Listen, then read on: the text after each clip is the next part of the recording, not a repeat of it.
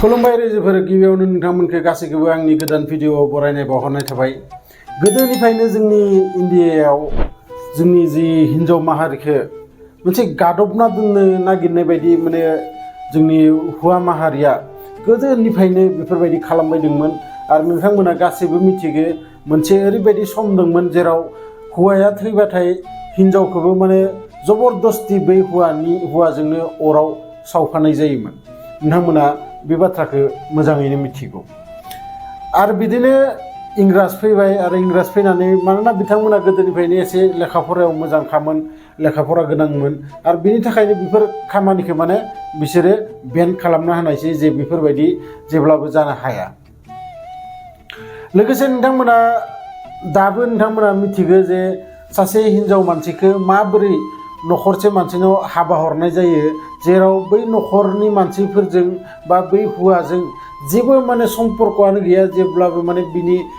सभाबा माबायदि, बे मानसिया माबायदि, बिसोरनि नखरा माबायदि बेफोरखौ जेबो मिथिया असियानो नखरसे मानसिनाव सासे फिसाजोखौ माने हरनाय जायो हाबा हिसाबै। आरो दानिया नोंथांमोननो बे भिडिअखौ लाबोनायनि आंनि थांखियानो जाबाय, दा जाबायदि जोंनि बर' आइजोआनो जा बा हारसाफोरनियानो जा गुबुन गुबुन जातिफोरनि हिन्जावफोरानो आजिखालि निजेनि हौवा गथ' गथाय गारनानै गुबुन हौवाजों माने खारलांगासिनो दोङो। आरो बेनि आसोल माने कारना मा? जायबो बे कारनखौ एक्सुवेलि नागिराखै, खालि हमनानै लाबोदों, बुदों, बुग्लिदों। नाथाय बे हिन्जावफोरा जुनार नङा जे बुनानै बुग्लिनानै बिसोरखौ होबथानो हानाया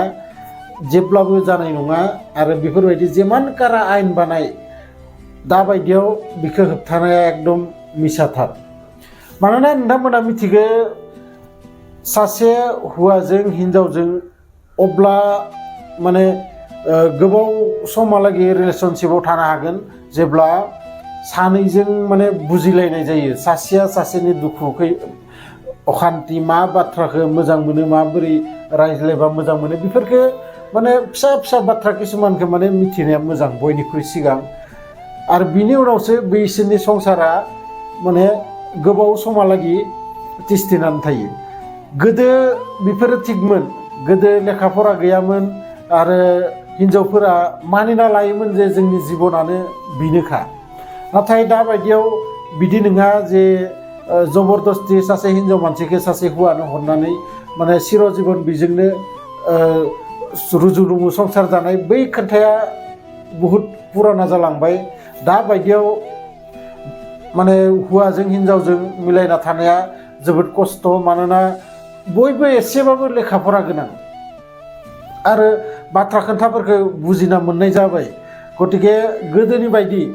दाबो जुदि बेफोरबायदि माने हौवाया लोंनाय जानायनि सभाब, नाथाय हिन्जावा सिगां मिथियोमोन जे खोब मोजां नखर बा बिसानि बिखुनजोआ मोजां नङा, बिहाव बेफोरबायदि गोबां रोखोमनि किसुमान प्रब्लेमनि थाखाय हिन्जावफोरा आजिखालि गुबुन हौवाजों माने खारसनलाबायनाय जादों। आरो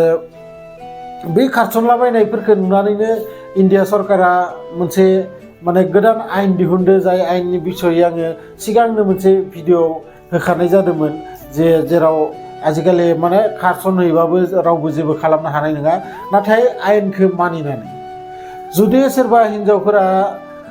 सोरबा गुबुन हौवाखौ गोसो थोदों बा मोजां मोनदों, निजेनि हौवाजों माने थानो गोसो गैला, अब्ला नोंथांमोना माने आयेननि थ्रुयैसो नोंथांमोना बै हौवाजों थांनो हागोन। बिदि खारखुमा लांनाया गोनांनि जेबो दरखार गैया। जेराव नोंथाङा डिभर्स लाग्रोनांगोन बै सासेजों, आरो डिभर्स लानानैसो बै गुबुन हौवाजों नोंथाङा थांनाया मोजां। अब्ला नोंथांखौ रावबो गामिनि गावबुरायानो जाथों, गामिनि माने जि आयेन कानुन बेफोरानो जाथों जेबो खालामनो हानाय नङा नोंथांमोना आयेनखौ जुदि मानिनानै थाङोबा। साननैसो सिगांसो मोनसे भिडिअ भाइरेल जागासिनो दङ, सेन्डालनि माला आलायनानै माने हिन्जावखौ गामिनि सासे बुग्लिबाय थानाय बेफोरबायदि भिडिअ मोनसे नुजाफैगासिनो दङ फेसबुकफोराव, जि ससियेल मिडियायाव। नाथाय बेफोरबायदियाबो एक्सुवेलि बै हिन्जावा लेखा फरा गोनां नङा जानो हागौ, आरो बा बिहा आयेननि जेबो गियान गैया जानो हागौ बिनि थाखायसो बेफोरबायदि बुजानो गोनां जादों जुदि बियो हिनजावा दाबो आयेननि आश्रय लायोबाथाय बै जाय बुदो बिखौ बा जायनो बेफोरबायदि अत्याचार खालामदो बिसोरो गासैबो जेलाव थांनांगोन गोदोनिफ्रायनो आरो मोनसे खोन्था मा सिगां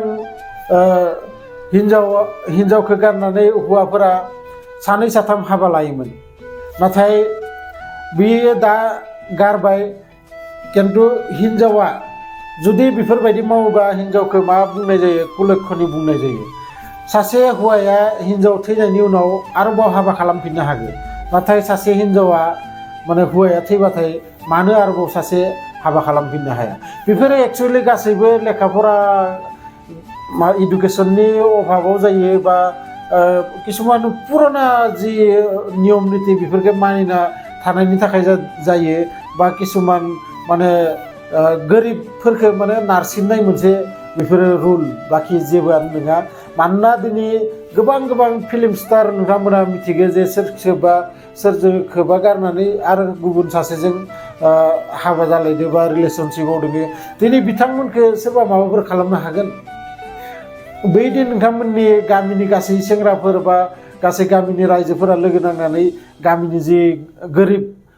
हिनजाव खासे सोरजोंबा हमना ला खारसनहैदोंमोन नाथाय बिखौ हमना लाबोनानै बुग्लिदो दिनै हागोन सोरबा थांनानै बैफोर धोनि मानसिनि जायफोरनि माने सानै साथाम हौवाजों हाबा जालायनाय माने रेकर्ड दङ बिसोरखौ माबाफोर खालामनो हागोन हाया बेफोरो मानोना बिसोरजों आयेन दोङो आयेननि बिसय बिसा गियान दोङो नाथाय जोंनि जि आइजोफोरा खारसनगासिनो दोङो बा गुबुन हौवाजों थांगासिनो दोङो बिसोरो आयेननि बिसय माने गियाना खम आरो लोगोसे साहसबो गैया जे पुलिसनाव थांबा उल्थायै आंखौसो माबाफिनगोन नामा बेफोरबायदि नङा आजिखालि आयेना सोलायबाय आं सिगांबो भिडिअ बानायना नोंथांमोननो खोन्थाखादोंआनो आरो लोगोसे जोंनि जि समाजाव नोंथांमोना बेखौबो मिथिगौ जे गोदो माबोरै दायना होननानै माने मानसि बुथारग्रा जादोंमोन गोबां बोरायफोर बुरिफोर बा हिनजाव मानसि किसुमानखौ माने दायना होनना बुथारनाय नाथाय दा बेफोरबो जोंनि जि इडुकेसना डेभेलप जाय आजिखालि प्राय गथ'फोरानो स्कुलफोराव थाङो बा लेखा फरा फरायनाय लोगो लोगो जोंनि जि अन्धबिश्वास किसुमाना माने जोंनि मेलेमनिफ्राय गोमालाङो आरो बिदिनो जोंनि बै दायना होननायाबो दा माबोरै गोमालांदो खोनानोनो मोना जोङो नाथाय गोदो जोङो निउस पेपारानो जाथो बा टिभिफोराव जि निउस फरायनायावनो जाथो बेफोराव जोङो नुनो मोनोमोन जे उमुक जायगायाव रायजोनि मानसिफोरा दायना होननानै बुथारदों सासे हिनजाव मानसिखौ दायना होननानै बुथारदों सासे बोराय मानसिखौ बेफोरबायदि जोङो खोनानो मोनोमोन नाथाय दिनै लेखाफोरा मोजां जाबोनाय लोगो लोगो जोंनि बेफोर अन्धबिश्वासा खमायलांथारबाय प्राय माने जोबनायनि लामायाव नाथाय दाबो किसुमान बेफोरबायदि माने माबाया दोङो जेराव माने किसुमान पार्सनेल प्रब्लेमफोराव जोंनि रायजोनि मानसिफोरा माने आगान होयो बेफोराव माने होबथा होयो जेराव माने होबथा होनायनि खुनु माने अर्थआनो गैया आजिखालि जोंनि इन्डियाया जाबाय जायनि जि गोसो बेखौनो माने मावनो हानाय बायदि नोंथांनि गोसोआ जुदि नोंथांनि हौवाजों थानो गोसो गैयाबाथाय नोंथाङा डिभर्स होनानै गुबुन हौवाजों नोंथाङा रिलेशनशिपआव थानो हागौ बेफोरबायदि आयेन जोंनि इन्डिया सरकाराव दोङो बा दिहुनबाय नाथाय जोंनि गामिफोराव बा जोंनि जि भितर एरियाफोराव बेफोरबायदि बाथ्राफोरखौ हयथ' मिथिया आरो बिनि थाखायनो बिथांमोना बेफोरबायदि खामानिफोरखौ मावो नाथाय बेफोरबायदि खामानिफोरखौ मावनो गारदो आरो गासै आइजोफोरखौ आङो बुंनो सानो जायफोरा बेफोरबायदि हमना ला निजिनि हौवाजों थानो गोसो गैथारला गोबां नोंथांमोना अत्याचार मोनो बा लोंनाय बुनाय बेफोरबायदि अत्याचार मोनोबाथाय नोंथांमोना आयेननि आश्रय लानो हागोन आरो नोंथांमोना माने डिभर्स लानानै नोंथांनि पसन्दनि बा नोंथाङा न'आव थांफिननोबो गोसोबाथाय न'आवबो थांफिननो हागोन नङा गुबुन हौवाजों माने नोंथाङा रिलेशनशिपआव थानो गिरो अब्ला नोंथाङा बेजोंबो थानो हागोन बेयाव जेबो रावबो हेंथा होनो हाया नाथाय नोंथाङा थांनांगोन आयेननि थ्रुयैसो जायखिजाया नोंथांमोना भिडिअखौ मोजां मोनोबाथाय लाइक शेयार कमेन्ट खालाम आरो लोगोसे आंनि सानडे एभ्रि सानडे नोंथांमोना 500 रां खामायनायनि माने मोनसे आङो लाइभआव फैयो इउटिउबाव नोंथांमोना आंनि चेनेलाव सानडे 7 o'clockआव फैबाथाय सिम्पल मोनसे कुवेश्चननि एन्सार होनानै जेखौ माने नोंथांमोना गुगोल खालामनानैबाबो कमेन्ट बक्सआव बै एन्सारखौल' होनांगो आरो बै एन्सारखौ होनानै गासै जेसेबां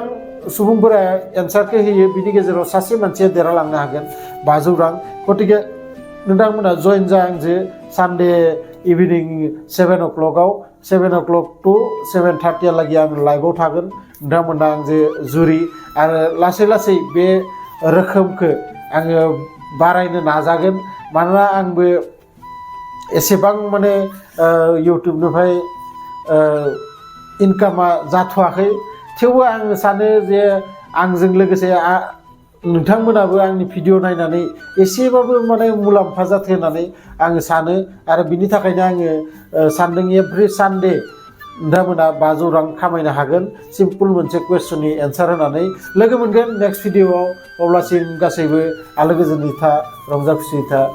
गोजोन्थों।